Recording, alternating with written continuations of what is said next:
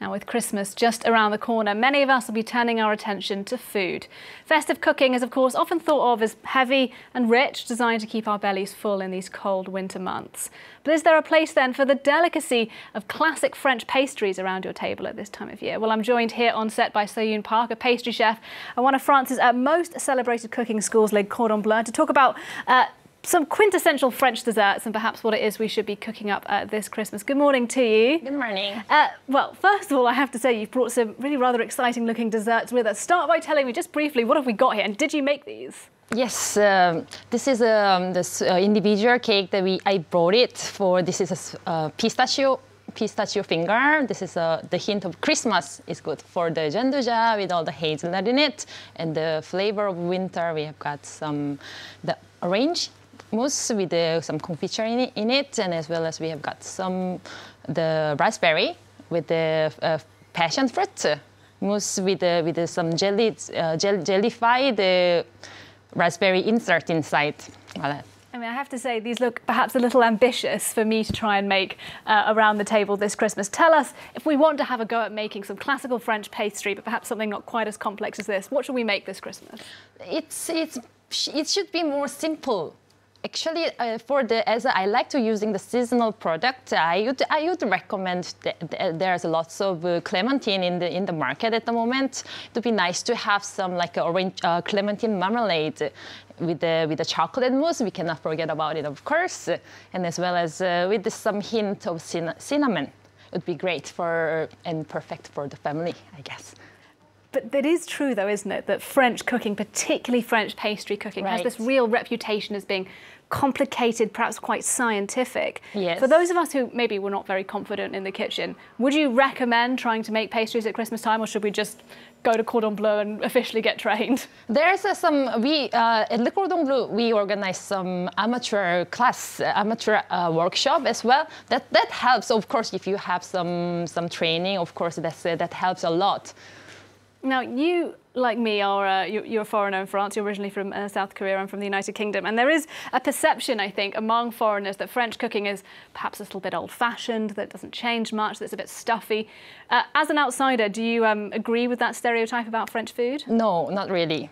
Because it has been changed a lot more and more, and it's been the basic technique of French pastry is the center, the very important foundation for produce the pastry. But after that, the generation has been changing, and then the trend is keep changing all the time. So if for example, if we see the Christmas look during every year by the season, the presentation is so much different, and the technique is developed a lot. So it's changing, it's developing a lot. But of course, the classic technique is most important. So these cakes, we wouldn't have seen things like this in France, I don't know, 100 years ago. Are these new?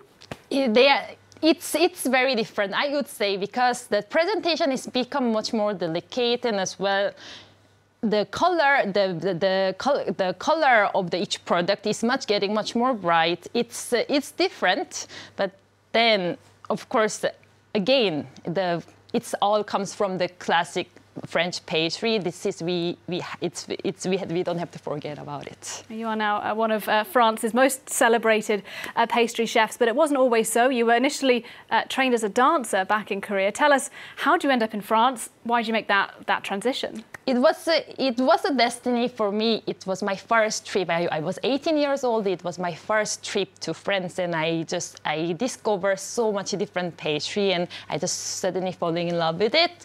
And it was a cake that makes me being a pastry chef. It was a Mont Blanc, which is based on the whipped cream with the meringue inside, with the chestnut.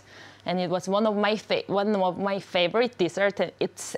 When I taste this cake, at the moment I decide, oh my God, this is my way. I will have to go for it. And then you did, extraordinary. And tell us a little bit then, has your Korean background influenced the kinds of cakes that you love to make?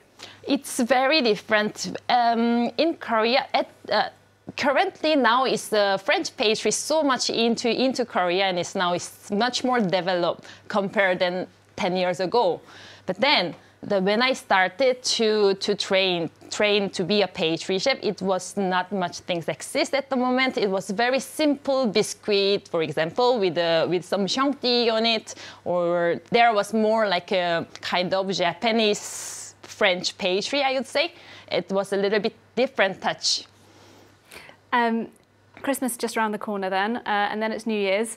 What are you going to be cooking for your family or for your friends in the next couple of weeks? This year, I would like to make a foie gras terrine. Very French as well. Yes, it's just to get some need to know some key point. After that, it's not gonna be that complicated. People imagine that making foie gras terrine, wow, that's too complicated, but actually it's not. So this year, I would like to make a foie gras terrine, and of course, I will not forget the Christmas log.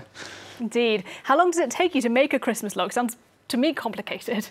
It's about, no, it's not that. It depends on the how I make. But then it can be a very simple way within 2 hours, I would say, with the timing of all the production. That's enough. All right, did you hear that, folks? Only takes you 2 hours if you want to make yourself a classic French traditional chocolate log for Christmas Day. Thank you very much, Soo-Yoon Park there, coming in to talk to us there from Cordon Bleu. And as soon as we're offset, I'm going to be trying some of those cakes myself.